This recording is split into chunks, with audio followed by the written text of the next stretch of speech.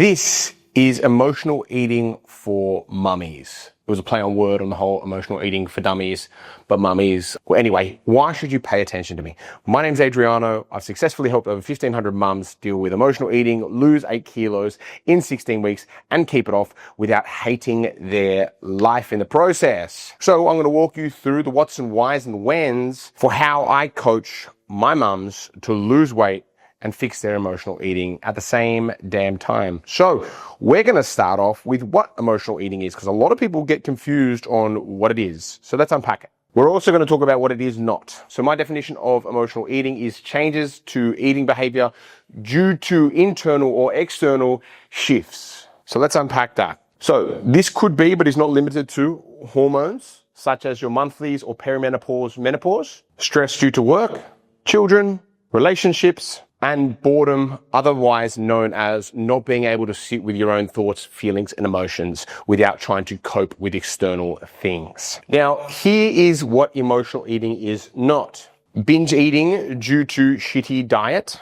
So if you're someone that doesn't have any breakfast, or you have a spotty lunch, and then you find yourself raiding the pantry and having your husband's portion size at dinner time, that is not emotional eating. You've just completely underfueled yourself. So your body's just trying to keep itself alive. And it's like, hey girl, let's get some food into me so I don't die. So that's just structure. That is not binge eating or emotional eating. Now, caveat to that is if you have regular structured eating, breakfast, lunch, dinner, and it is somewhat healthy and you can't help yourself but raid the pantry once the kid and hubby's gone to sleep, that I would call emotional eating or boredom eating, but that is more emotional eating because you can't sit still in peace without smashing food into your gob to make yourself feel better about the peace. It is also not eating due to hunger. See, if you get an impulse that you're actually hungry, not bored, hungry enough to eat an apple, and you eat that apple, well, that's not emotional eating. It's not boredom eating. You're actually just hungry and you should probably eat something, but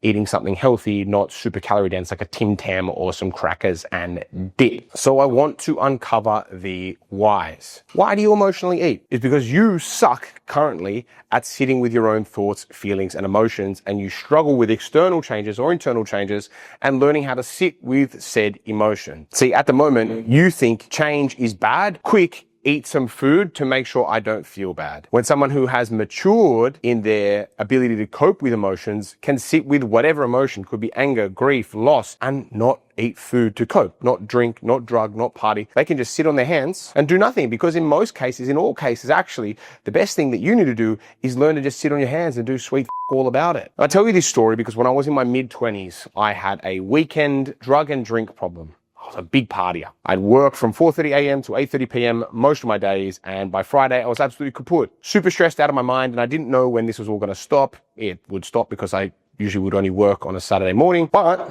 I'd have the smart idea of going out and sinking 20 beers and doing whatever else throughout the night, all the way through to Sunday. And I learned through trying to get sober that the best way to get sober was actually, in fact, to just stop drinking. And I thought to myself, that is stupid. If it was that easy, everyone would do it. But the answer to the question is, yeah, it is actually that easy. It's hard to do, but it is just that easy. So the real key and the real trick on learning how to deal with your emotional eating is just actually not eating. Yeah, becoming mature enough to actually sit with those thoughts and feelings and do nothing about it. And I know that's probably not the response that you wanted to hear, but it is the response that's going to get you to where you want to get to. I don't know any hack to get through emotional eating other than getting better at dealing with your emotions, and that just takes time and then not using food as an escape mechanism to deal with the pain or discomfort or changes. So what can we do about it? Well, what gets measured gets improved. So if we can track this with a food and mood journal, you've got half a chance of defeating your emotional eating. I'll tell you that much for free. This is something that I use with all my gals who have binge eating issues. So you are going to sit down and write down everything that goes into your mouth, good, bad, or ugly. If you do this accurately and honestly, it'll teach you more about yourself, more about your behaviors than anything else other than coaching, because that's exactly what we get you to do.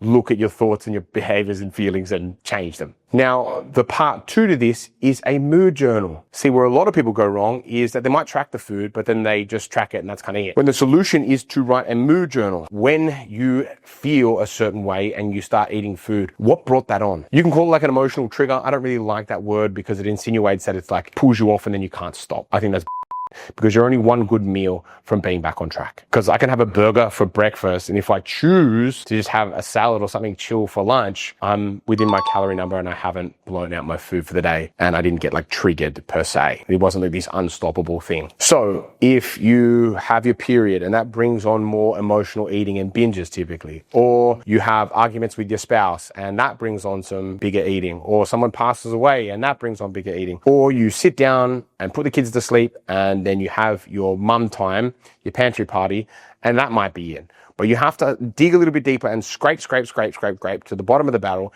and find out why you're doing the things that you're doing, and then attack that with as much force as possible. So my question would be, if you're an emotional eater at nighttime, the kids are going to sleep, why do I feel so uncomfortable in my own skin that I have to grab chocolate out of the cupboard to feel better about my day? Chances are you're a mum, and because you're so busy, go, you don't have any time to decompress naturally. So you rely on food to do the decompression for you, thus rinsing and repeating that house cycle that keeps you stuck forever. So before you do that, I would just ask myself, why? Why am I like this? Am I actually hungry? No, cool. If I am hungry, go eat an apple, chill out, see if that fixes it. If not, go grab something else that's a bit more wholesome as well. A single piece of toast with some jam on it might tick the box. You never know, or just a cup of tea. But in those instances, it's really key to ask yourself why you want to do what you want to do. Because I guarantee those questions, asking yourself why, is going to help you 10 times more than anything else that you've tried in the past. That self-discovery piece is going to be an absolute savior when it comes to losing fat, controlling your emotions, and stopping yourself from emotional eating. Well, if you like that video, make sure to subscribe, and links are in the description for if you want to book a call with me, and I will see you on the next one.